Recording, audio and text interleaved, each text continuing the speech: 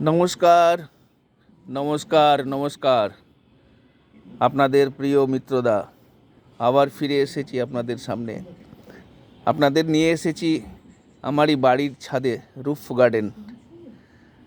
এই ছোট্ট জায়গার মধ্যে দেখুন কি সুন্দর এই হয়েছে পালং শাকের গাছ, এই ছোট কুমড়োর লাউয়ের গাছের এই যে কচু গাছ, সব ছাদের বাগানেই হয়েছে আমাদের। এই যে কত লঙ্কা গাছের চারা দেখুন কি সুন্দর, সবুজ লঙ্কা গাছের চারা, আবার ফুল গাছ, এই একটা কুমড়ো গাছ হয়েছে।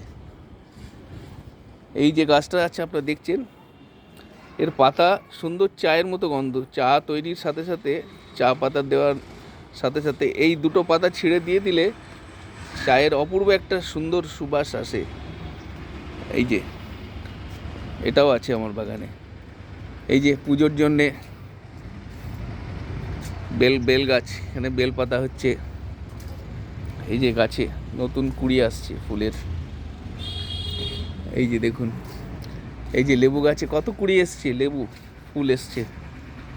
এই যে বাহ, দেখ কি সুন্দর। এই একটা গাছের লেবু হলে আমাদের অনেক লেবু আসে পরে। এই যে সুন্দর ফুল এসছে, ফুল ফুটেছে। এই যে দেখুন, এই ছোট্ট বাগান।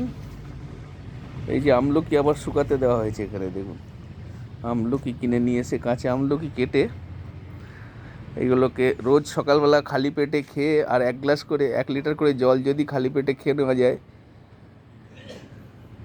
সব কিছু হজমের সমস্যা সব মিটে যাবে, পেট পরিষ্কার একদম। আর এর মধ্যে ভরপুর ভিটামিন সি থাকে, যাতে আপনাদের স্কিনেরও উপকার, স্কিন খুব ভালো থাকবে। যাদের স্কিনের সমস্যা তারাও এটা রোজ খেতে পারেন। এই যে ছোট্ট বাগানটা ছোট্ট দেখতে মনে হচ্ছে, কিন্তু এর পেছনে অনেক মেহনত, যেটা আমার বাড়ির ম্যাডাম করে থাকে। উনি খুব গাছের শৌখিন, এই গাছের সম্পূর্ণ পরিচর্যা উনি করেন। ওনার সাথে আমি অল্প বিস্তর সাহায্য করার চেষ্টা করি।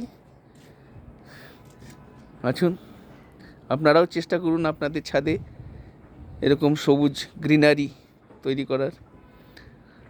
মনটাও ভালো থাকবে, দেখতেও ভালো লাগবে। আবার এরকম কিছু শাকসবজি যদি করতে পারেন, একদম শুদ্ধ